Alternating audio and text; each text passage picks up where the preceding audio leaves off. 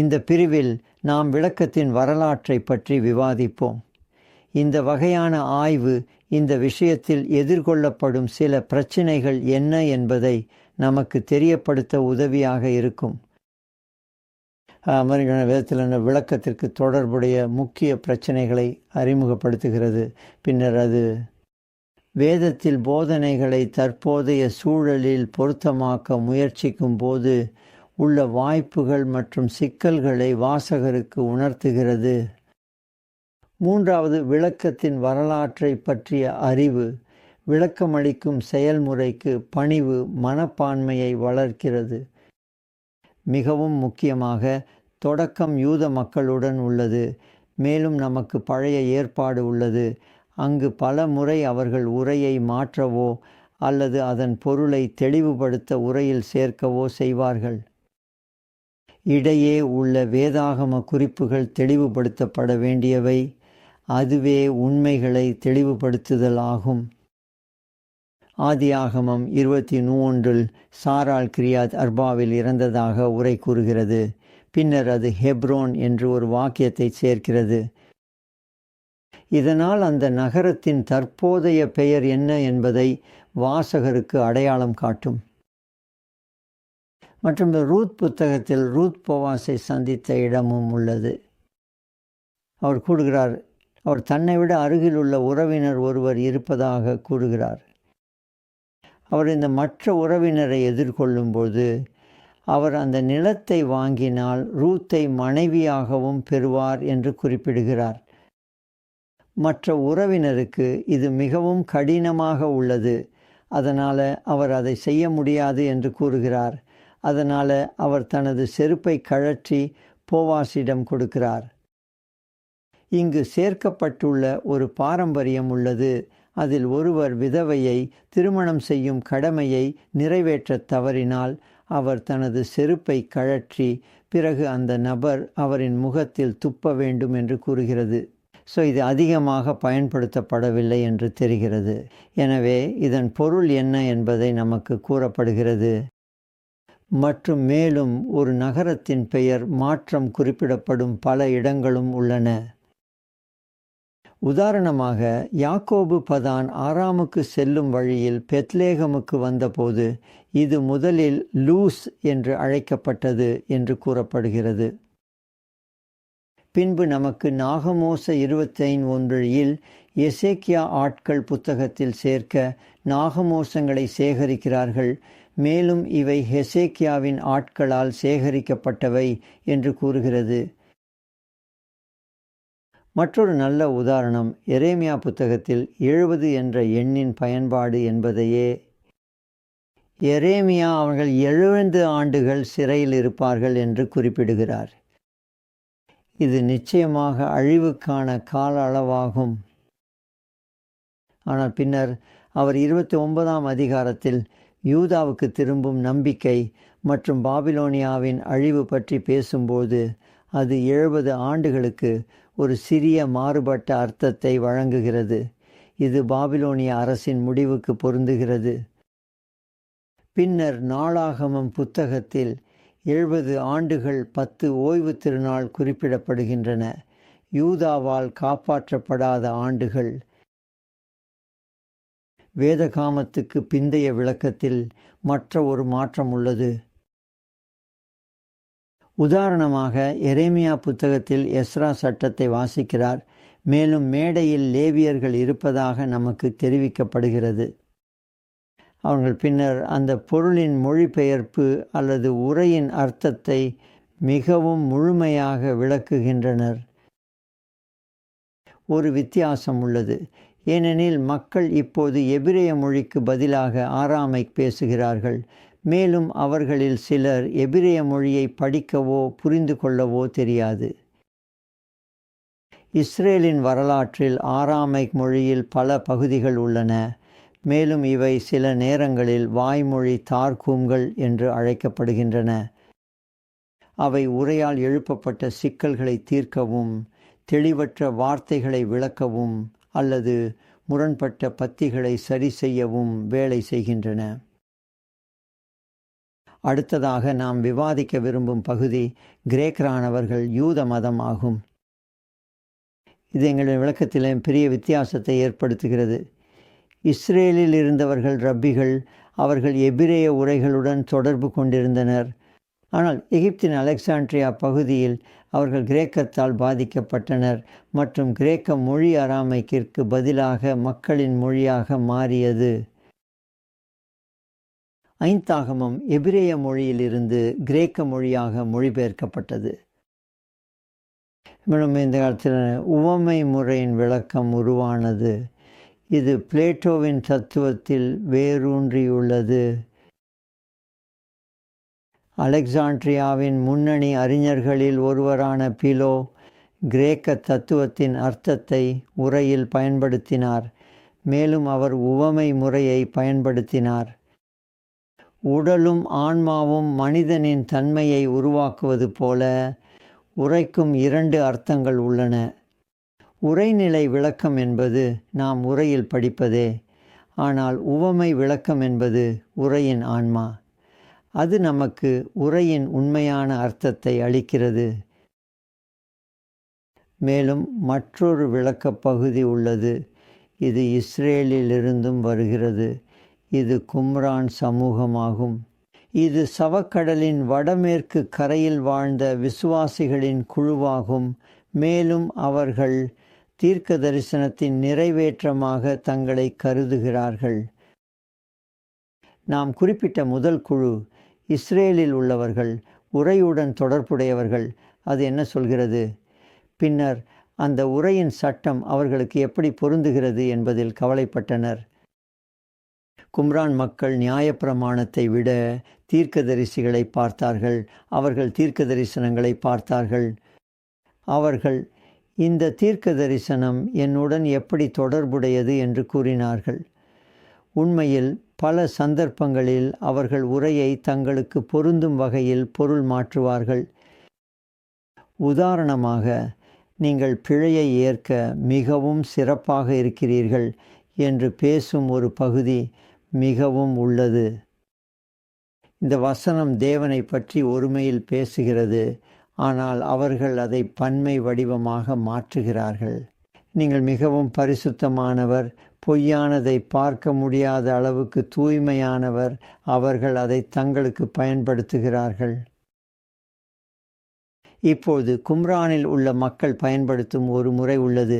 அதை நாம் பெஷர் என்றழைக்கும் விளக்க முறையாகும். இது அவர்கள் உரையை எடுத்து தங்களுக்கு தேவையான பொருளை பெற சில நேரங்களில் மாற்றுவார்கள் என்பதை குறிக்கிறது. 3 விளக்க முறைகள் இருந்தன. அவர்கள் வேதத்தில் உரையை மாற்றலாம், ஒருமையை பன்மையாக மாற்றுவது போல, அல்லது உரை வாசிப்பை மாற்றி வேறொரு பொருளை கொள்ளலாம், அல்லது மாறுபாட்டை உருவாக்கி இதை மூல எபிரேய உரைக்கு அவர்கள் பதிலாக பயன்படுத்தலாம். ஆதியாகமம் 10 இல் ஏதேன் தோட்டத்தில் உள்ள நதி 4 வெவ்வேறு கிளைகளாக பிரிந்தது என்று குறிப்பிடுகிறது. ஏதேன் நதி கிரேக்க தத்துவத்தில் நன்மையாகும். பின்னர் 4 தலைநீரோட்டங்கள் விவேகம், மிதமான தன்மை, தைரியம் மற்றும் நீதி ஆகும். அதனால் அவர்கள் ஒவ்வொரு நதிக்கும் ஒரு கிரேக்க சொற்றொடரை பயன்படுத்தினார்கள். ரபினிய யூத மதம் எருசலேமில் மையமாக இருந்தது. மேலும் அவர்கள் 2 வகையான இலக்கியங்களை கையாண்டனர். ஹலாகிக், இவை நீங்கள் பின்பற்றும் விதிகளை, மனித நடத்தை விதிகளை, மற்றும் ஹகடிக் ஆகியவற்றை உள்ளடக்கியவை. ஒரு சொல், இவை வேதாகமத்தின் உண்மைகளை விளக்குவதற்கான கதைகள் அல்லது பழமொழிகள். எருசலேமில் செய்யப்பட்ட பணியின் விளைவாக 3 வகையான இலக்கிய படைப்புகள் இருந்தன. முதலில் மித்ராஷ் இருந்தது. இது முதல் நூற்றாண்டில் ஹில்லேல் மற்றும் ஷம்மாய் காலத்திலிருந்து இந்த வேலை உருவாக்கப்பட்ட காலம் வரை முன்னணி ரபபிகளின் வாய்மொழி போதனையாக இருந்தது. பின்னர் 2வது வேலை இருந்தது. அது அவோத். இது சுமார் 50 ஆண்டுகள் கழித்து தந்தைகள் பற்றியது. அதுவே அவோத் என்பதன் அர்த்தம். எபிரேயத்தில் ரபபிகளால் மக்களுக்கு கற்றுக் கொடுக்கப்பட்ட மிஷ்னா மோசேவுக்கு சினாய் மலையில் கிடைத்த வாய்மொழி சட்டம் என்று அவர்கள் வாதிடுகின்றனர். இதனால் அந்த உரைக்கு மிகுந்த முக்கியத்துவம் கிடைத்தது. பின்னர் அவர்கள் பெலிஸ்தியாவின் மற்றும் பாபிலோனிய தால்மூதுகளை உருவாக்கினர். இதில் மிஷ்னா மற்றும் அவோத் அனைத்தும் அடங்கியிருந்தது. அவை பெரிய படைப்புகள் ஆக இருந்தன. பாலஸ்தீன தால்முட் கிபி 400இல் உருவாக்கப்பட்டது. மேலும் மிக பெரியதாக இருந்த பாபிலோனிய தால்முட் கிபி 600இல் உருவாக்கப்பட்டது. அடுத்ததாக நாம் பார்க்க விரும்பும் காலம் அப்போஸ்தலர் காலமாகும். இது புதிய ஏற்பாட்டில் அப்போஸ்தலர்களின் காலத்துடன் அடிப்படையாக பொருந்துகிறது.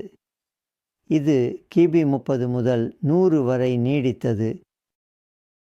அடிப்படையாக அவர்கள் பழைய ஏற்பாட்டை விளக்கினர், மேலும் அதை சொற்றொறாக பார்த்தனர்.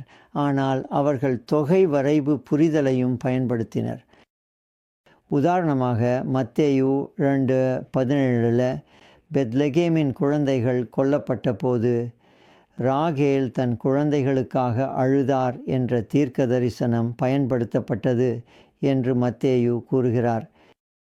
இப்போது இந்த தீர்க்க தரிசனம் முதலில் எரேமியா மூலம் பாபிலோனியாவுக்கு செல்லும் வழியில் அந்த இடத்தை கடந்து சென்ற புலம்பெயர்ந்தவர்களை பற்றியதாக வழங்கப்பட்டது.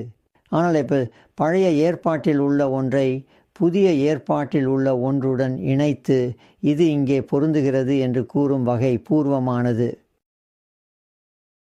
சூழ்நிலை விளக்கமும் உள்ளது. மோசே 6:6 தீர்க்கதரிசி கூறுகிறார், நான் இரக்கத்தை விரும்புகிறேன், பலியை அல்ல. சாத்தான் வேத வாக்கியங்களை மேற்கோள் காட்டி நீ முன்னேறி குதிக்கலாம், ஏனெனில் அவர் தேவ தூதர்களுக்கு உன்னை எதுவும் பாதிக்காது என்று கட்டளையிடுகிறார் என்று கூறும்போது வனாந்தரத்தில் இயேசுவின் பரிசோதனை பற்றியும் அதே விஷயம் கூறப்படலாம். அப்பொழுது இயேசு அதனை சமாளிக்க வேத வாக்கியங்களை மீண்டும் மேற்கோள் காட்டுகிறார். கொள்கையிலும் அல்லது பயன்பாட்டிலும் நமக்கு மிகவும் புதிய புரிதல் உள்ளது. உதாரணமாக மோசே 2:7 அதில் தேவன் யூதரும் அயலாரும் இருவரையும் காப்பாற்றுகிறார் என்று கூறுகிறது. இது மோசே இரக்கமற்றவள் என்று அழைக்கப்படும் மகளின் பிறப்பில் அவளுக்கு இரக்கம் காட்டப்படும் என்று கூறும் இடம். மேலும் நான் அவளை என்று கூறுகிறது மக்கள். எனவே இது ஒரு மாற்றம் ஏற்பட்டுள்ளது. சிலுவையில் கிறிஸ்துவின் மரணத்தால் இந்த பகுதி இப்போது அதிகமான தாக்கத்தை ஏற்படுத்துகிறது. அடுத்த காலம் ஆணாதிக்க காலம். இது கியோபி காலத்திலிருந்து தொடங்குகிறது. 100 முதல் 509 கிமு வரை.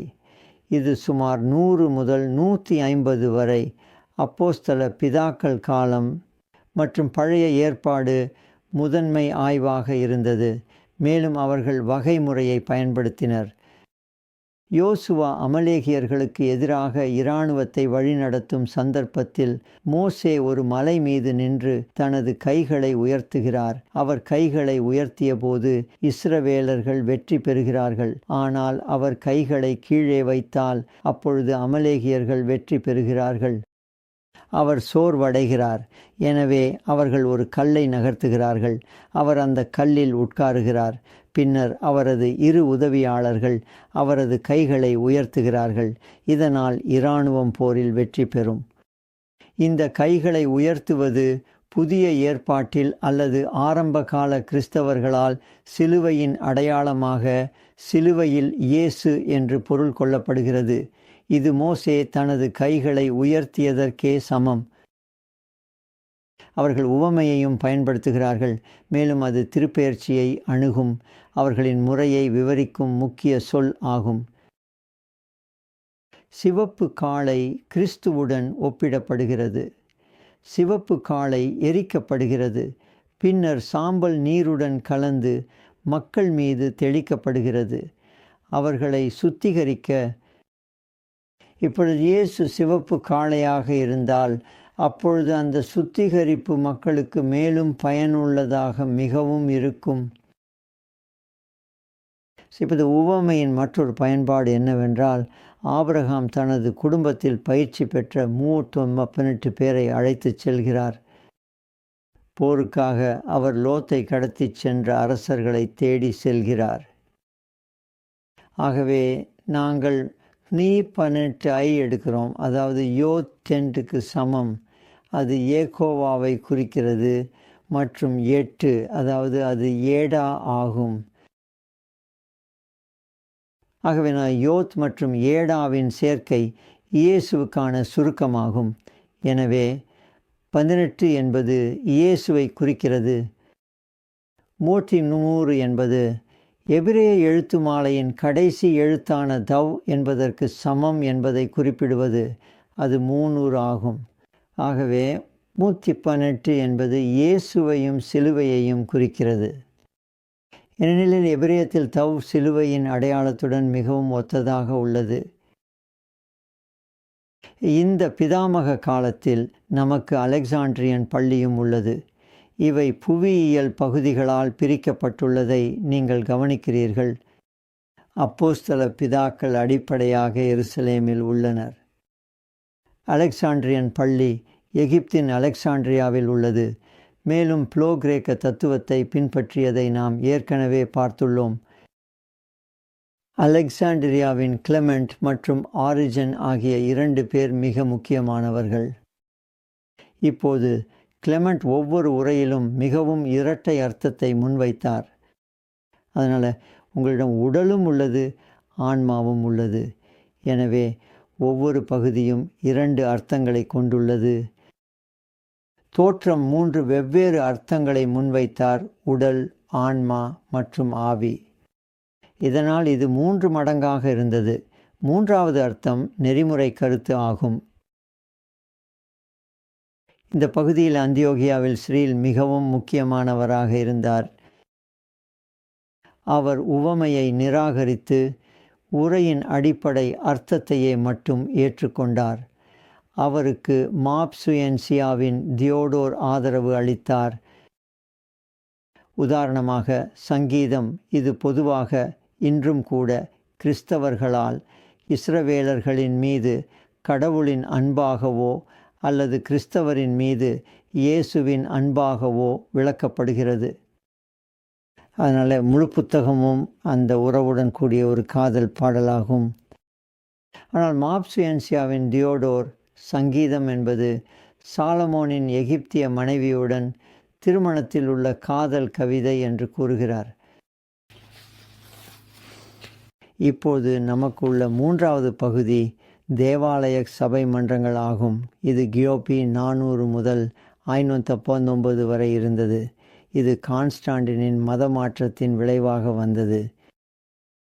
கான்ஸ்டாண்டின் மதம் மாறிய போது அரசியல் தேவாலயத்தின் வரலாற்றில் பெரிய பங்கு வகித்தது. நமக்கு ஆகஸ்டின் உள்ளார். அவர் பல படைப்புகளை உருவாக்கினார். அவரது பிரசங்கங்கள், அவரது விளக்கங்கள், அவரது ஒப்புக்கொள்ளல்கள் மற்றும் அவரது வழிகாட்டுதல்கள் இவை மிகவும் சிறந்த படைப்புகள். அவர் அடிப்படையாக நேரடியான மற்றும் வரலாற்று அர்த்தத்தை தனது அணுகுமுறையில் பயன்படுத்தினார். ஜெரோம் முத்துமி புத்தோடு முதல் 420 வரை வந்தவர். பழைய மற்றும் புதிய ஏற்பாட்டை எபிரேய மற்றும் கிரேக்க மொழிகளில் இருந்து லத்தீன் மொழிக்கு ஒரு இயக்க மொழிபெயர்ப்பை பயன்படுத்தினார்.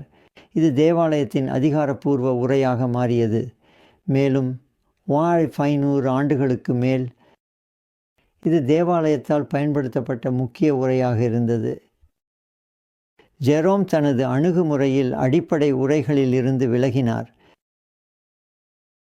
நாம் அடுத்ததாக கையாளவிருக்கும் பகுதி நடுப்பருவம். இது அடிப்படையாக 590 முதல் 1500 வரை.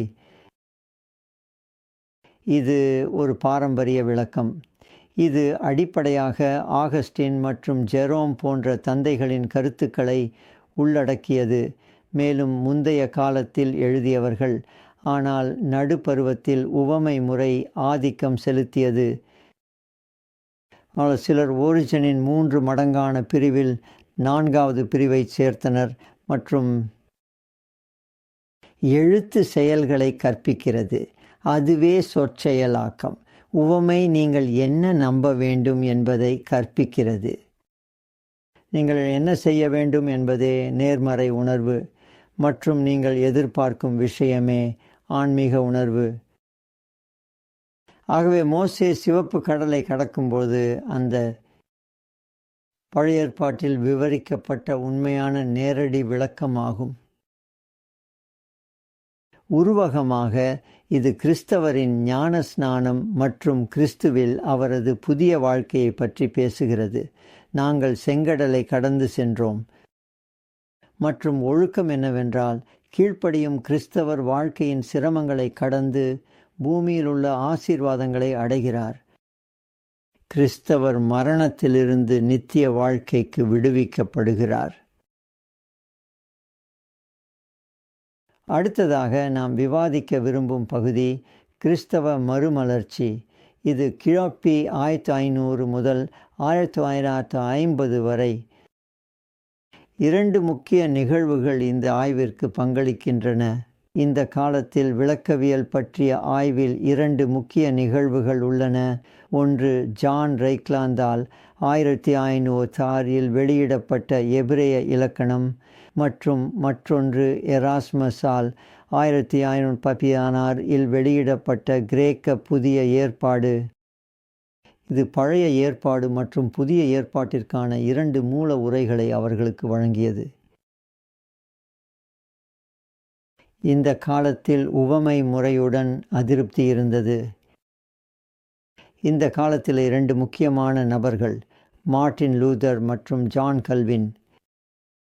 மார்ட்டின் லூதர் வேதத்திற்கு மட்டுமே கிறிஸ்தவர்களுக்கு தெய்வீக அதிகாரம் கொண்டது என்று வலியுறுத்தினார், அதாவது வேதம் மட்டும். இதனால் அவர் கூறியதாவது, தேவாலய குழுக்கள் முன்பு கொண்டிருந்த அதிகாரம் இனி இல்லை, வேதாகமம் மட்டுமே அதிகாரம் கொண்டது. ஆகையால் அவர் உவமை முறையை நிராகரித்தார்.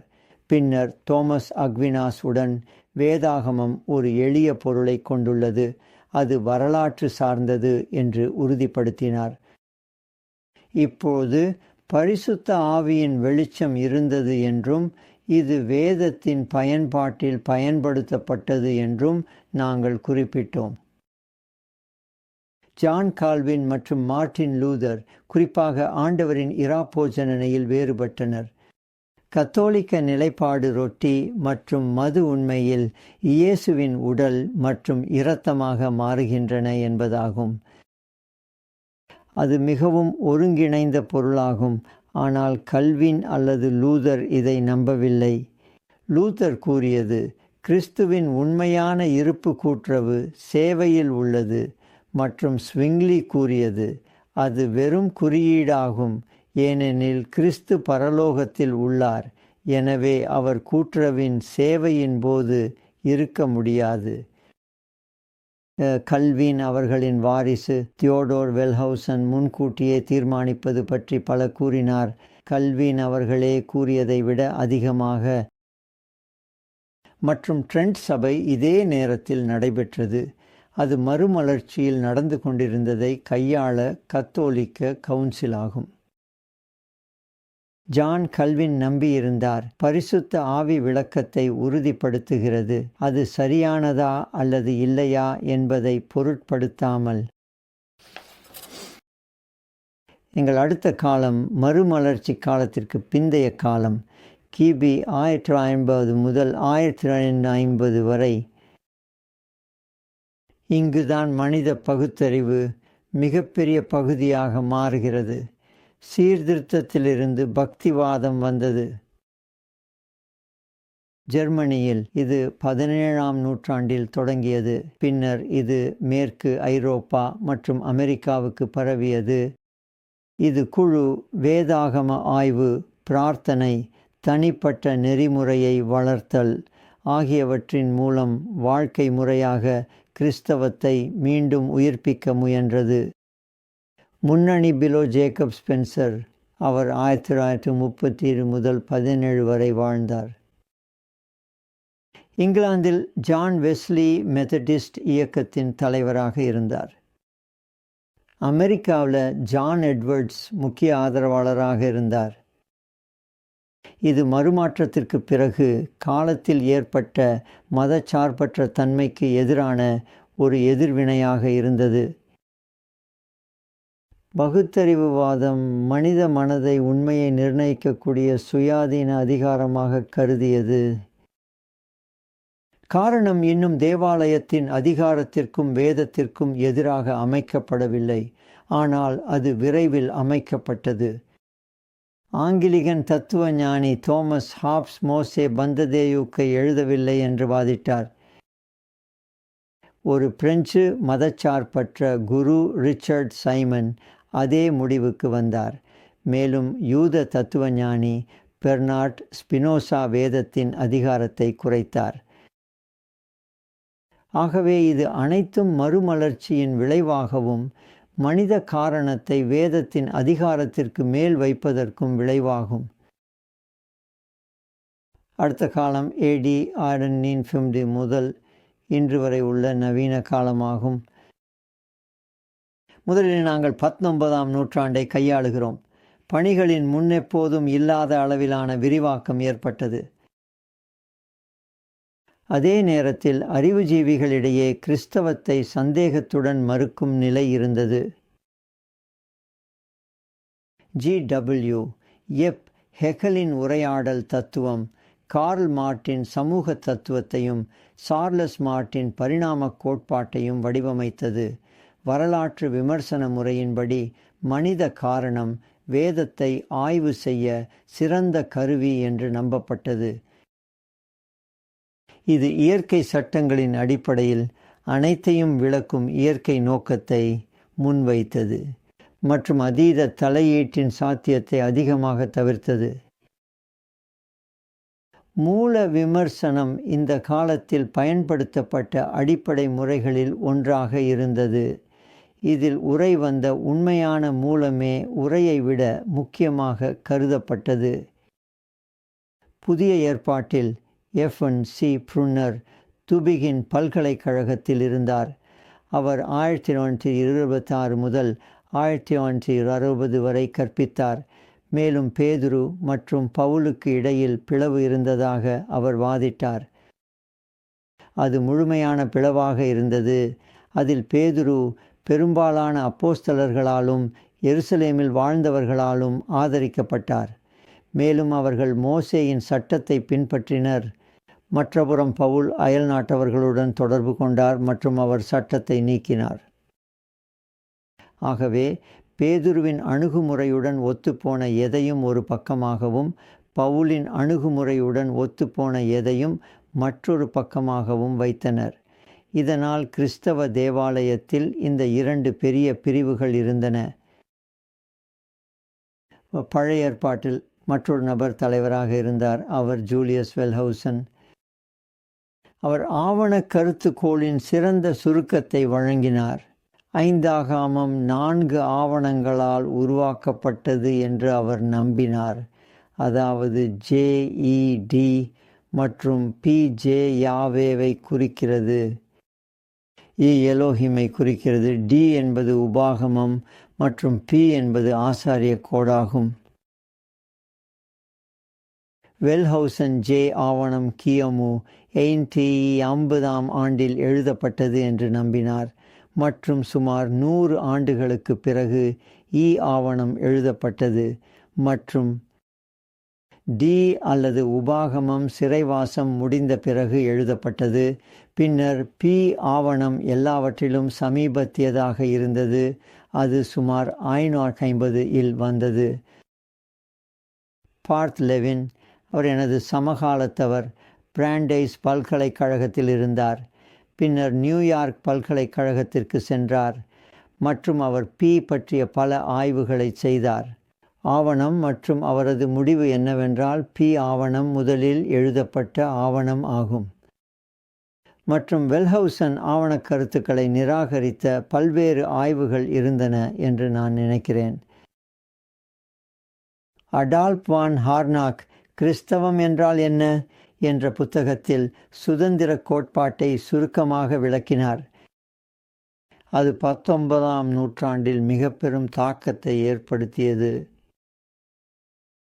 இவை அடிப்படையாக ஜெர்மன் அறிஞர்கள், ஆனால் அவர்கள் அமெரிக்க மற்றும் ஆங்கிலேய அறிஞர்களால் எதிர்க்கப்பட்டனர். இந்த அறிஞர்கள் ஜெர்மனியர்கள் செய்தவற்றை மிகவும் விமர்சித்தனர். இவர்கள் ஜே.பி. லைட்ஃபுட், பி.பி. வார்ஃபீல்ட், ஜி.ஹெச். கிரீன் மற்றும் டபிள்யூ.ஜே. பீச்சர். எனவே மிகச்சிறந்த எதிர்ப்பு இருந்தது. அமெரிக்காவில் வெல்ஹவுசன் விவரித்த ஆவணங்கள் அல்லது 4 ஆவணங்களுக்கு எதிராக மற்றும் 20ஆம் நூற்றாண்டில் மற்றொரு முக்கியமான முன்னேற்றம் ஏற்பட்டது. அதாவது மதங்களின் வரலாறு. தொல்லியல் 20ஆம் நூற்றாண்டில் மிகவும் முக்கியமான பணியாக மாறியது மற்றும் அவர்கள் எழுதப்பட்ட உரைகளை கண்டுபிடித்தனர். இவை எகிப்திய, அசீரிய, பாபிலோனிய, பாரசீக மற்றும் அவற்றின் மதம் பற்றிய கதைகள், நீங்கள் எப்படி வழிபட்டீர்கள், எப்படி பலியிட்டீர்கள் என்பவற்றை கொண்டிருந்தன. ஆகவே அறிஞர்கள் இவற்றை பார்த்து ஆராய ஆரம்பித்தனர். அவர்களில் சிலர் பழைய ஏற்பாட்டில் உண்மையில் தனித்துவமான எதுவும் இல்லை என்ற முடிவுக்கு வந்தனர். இவை அனைத்தும் பிற உரைகளிலிருந்து எழுதப்பட்டவை. இது தவறு. மேலும் இந்த உரைகளில் விவரிக்கப்பட்டுள்ள பல்வேறு மதங்களை சரியாக அணுகும் அறிஞர்களால் இது தவறானது என்று நிரூபிக்கப்பட்டது. இந்த 20ஆம் நூற்றாண்டில் நாமும் வடிவ விமர்சனத்தை பெற்றோம். இது ஹெர்மன் குன்கல் மூலம் அறிமுகப்படுத்தப்பட்டது. குறிப்பாக சங்கீதங்களில் உரையின் வடிவம் முக்கியமானதாக மாறியது. உண்மையான உரையை விட அதிக முக்கியத்துவம் பெற்றது. முதல் உலகப் போர் மற்றும் 2ஆம் உலகப் போருக்கு பிறகு வேதத்திற்கான எங்கள் அணுகுமுறையில் பெரிய மாற்றங்கள் ஏற்பட்டன.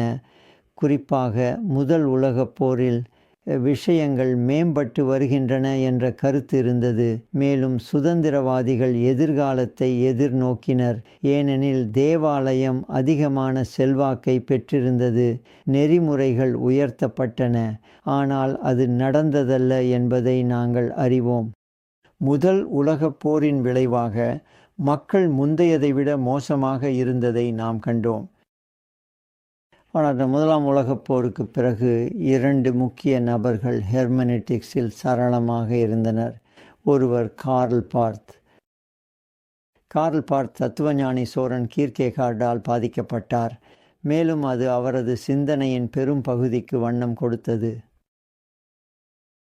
மற்றொருவர் ரூடால்ஃப் புல்ட்மேன்.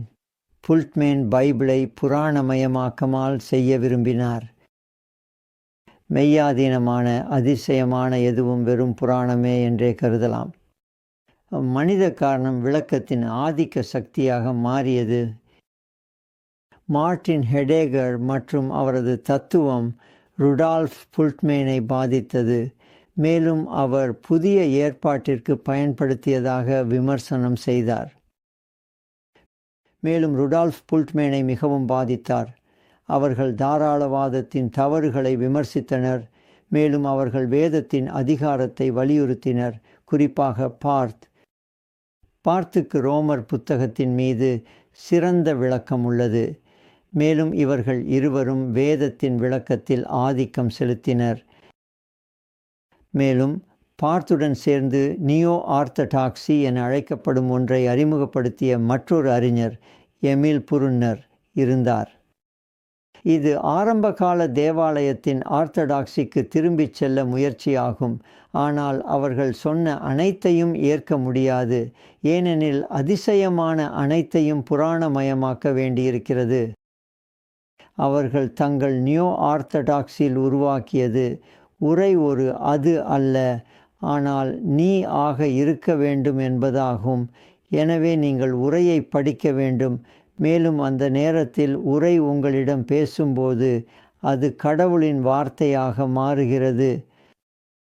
கர்த்தருக்கும் மனிதனுக்கும் இடையில் ஒரு பெரிய இடைவெளி இருந்தது. மேலும் அவர்கள் வரலாற்று உண்மையை குறைத்து மதித்தனர். உண்மை முரண்பாடாக இருந்தது. ஒரு பகுதி மற்றொரு பகுதிக்கு மிகவும் எதிராக இருக்கும். இது நியோ மரபு வழியின் ஒரு பகுதியாகும். இரண்டாம் உலகப் போருக்கு பிறகு ஒரு பைபிள் தெய்வீகவியல் இயக்கம் ஏற்பட்டது. வேதத்தின் தெய்வீக பரிமாணங்களை மீண்டும் கண்டுபிடித்தல், முழு வேதத்தின் ஒற்றுமை, வரலாற்றில் கடவுளின் வெளிப்பாடு, பைபிளின் மனப்பாங்கின் தனித்துவம், அதாவது எபிரேய முறை மற்றும் கிரேக்க முறை, சிந்திக்கும் முறை மற்றும் ஒவ்வொரு பழமையான சூழலுக்கும் பைபிளின் மாறுபாடு மற்றும் இந்த 5 அம்சங்களும் வேதம் தெய்வீகவியல் இயக்கத்தில் வலியுறுத்தப்பட்டன. குறைப்பு விமர்சனம் என்பது விமர்சனத்தை உருவாக்குவதற்கான ஒரு நிரப்பு ஒழுக்கமாக வெளிப்பட்டது. திருத்த விமர்சனத்தில் நீங்கள் வலியுறுத்துவது புதிய ஏற்பாட்டின் ஒரு புத்தகத்தின் அறிஞர் அல்லது எழுத்தாளர் வழங்கியதை மற்றும் அதே நேரத்தில் எழுதப்பட்ட பிற புத்தகங்களிலிருந்து அது எவ்வாறு மாறியது என்பதை குறிக்கிறது. ஒரு புதிய விளக்கவியல் அணுகுமுறையும் உருவானது. அது வாசகர் பதிலளிப்பாகும். அதனால் அது ஒரு நிறைய உரையை படித்து உரை அவரிடம் பேசுவது போல இல்லை. இப்போது வாசகர் உரையை படித்து உரைக்கு அர்த்தம் அளிப்பதாக இருந்தது. விமர்சனத்தின் மற்றொரு வடிவத்தையும் B.S. சைல்ட்ஸ், இது வேதத்தின் நியதி வடிவம். நீங்கள் ஒரு புத்தகத்தை அதன் தற்போதைய வடிவத்தில் எடுத்துக்கொண்டீர்கள். நீங்கள் கேட்கிறீர்கள், இந்த நபர் என்ன சொன்னார்? அதே காலத்தில் வேறு யாரிடமிருந்து மாறுபடக்கூடியதாக அவர் என்ன சொல்ல முயன்றார்? மேலும் நமக்கு பெந்தகோஸ்தை கண்ணோட்டத்தில் விளக்கவியல் உள்ளது. இது 1920களில் வெளிவந்தது. மேலும் பெந்தகோஸ்து ஆய்வு சங்கம் ஒரு இதழை, ஒரு பத்திரிகையை வெளியிட்டது. இது நியூமா என்று அழைக்கப்பட்டது. பின்னர் 1992இல் ஷெஃபீல்ட் பத்திரிகை பெந்தகோஸ்து ஆய்வு இதழை வெளியிடத் தொடங்கியது. இப்பொழுது பிரில் கைப்பற்றியுள்ளது. மேலும் பிரில் அந்த 2 இதழ்களையும் வெளியிடுகிறது. அதாவது அடிப்படையாக பரிசுத்த ஆவியின் பணி என்ன? அவர் விளக்கவியலின் பகுதிக்கு எப்படி வருகிறார்? அவர் விளக்கவியலை மாற்றுகிறாரா? அவர் ஒருவரை மற்றொருவருக்கு எதிராக பாதிக்கிறாரா? பெந்தகோஸ்தை ஆய்வுகளின் தோற்றம் நவீன விளக்கவியலில் மிகவும் முக்கியமான காரணி ஆகும். வரலாற்று இயேசுவின் 3வது தேடலும் இருந்தது. இது 1980களில் தொடங்கியது. அவர்கள் நற்செய்திகளில் இயேசு கூறியதை ஆராயத் தொடங்கினர். மேலும் ஒரு சுயநியமிக்கப்பட்ட குழு இந்த பொருளில் அதிகாரிகள் என கூறியது. மேலும் அவர்கள் ஒரு குறுகிய வேத பகுதியை, அதாவது ஒரு சிறிய வசனத்தை, இயேசு கூறியதா, அது அவரிடமிருந்து வந்ததா, அல்லது நற்செய்தியில் எழுதிய ஒரு அப்போஸ்தலரிடமிருந்து வந்ததா என்பதை தீர்மானிக்க பார்ப்பார்கள். உண்மையில் இயேசுவுக்கு உரியதாக கூறப்படும் பல வசனங்கள் மிகவும் குறைவாக இருந்தன. இப்போ 21ஆம் நூற்றாண்டில் நமக்கு பல புதிய அணுகுமுறைகள் உள்ளன. உண்மையிலே ஒரு படைப்பில் விளக்கவியலுக்கான 23 புதிய அணுகுமுறைகள் உள்ளன என்று அவர்கள் குறிப்பிடுகின்றனர். இது கானோனில் உள்ள உரைகளுக்கிடையான பரஸ்பர உறவாகும். அதுதான் இடையுறைத்தன்மை. அதற்கு பிறகு பாலின நோக்கு குயர் விளக்கவியல் உள்ளது. அங்கு பெரும் வரலாறு இருந்தது. மற்றும் இந்த உரை சரியாக என்ன அர்த்தம் என்பதல்ல, ஆனால் இந்த உரை என்ன செய்கிறது? அதற்கு பிறகு நிச்சயமாக பெந்தகோஸ்தை இயக்கம் மிகுந்த அளவில் அதிகரித்துள்ளது. மேலும் நுமா மற்றும் பெந்தகோஸ்து தெய்வவியல் இதழ் இரண்டும் வெளியிடப்பட்டுள்ளன. பின்னர் வேதாகமத்திற்கு ஒரு புதிய இறையியல் விளக்கம் உள்ளது. வேதாகம ஆய்வின் தூண்டல் முறை இப்போது வலியுறுத்தப்பட்டு கேண்டக்கியில் உள்ள ஆஸ்பரி செமினரியில் கற்பிக்கப்படுகிறது. மற்ற பல அணுகுமுறைகள் வேரூன்றியுள்ளன. மேலும் பெரும்பாலானவர்கள் விளக்கவியலுக்கு புதிய அணுகுமுறையை உருவாக்க முடியும் என்பதை நீங்கள் காண்கிறீர்கள். நீங்கள் செய்ய வேண்டியது ஒரு யோசனை கொண்டிருப்பதே. அதன் பிறகு அந்த பொருளில் ஒரு கட்டுரை உருவாக்கி அது விளக்கவியலுக்கு புதிய அணுகுமுறையாக மாறுகிறது.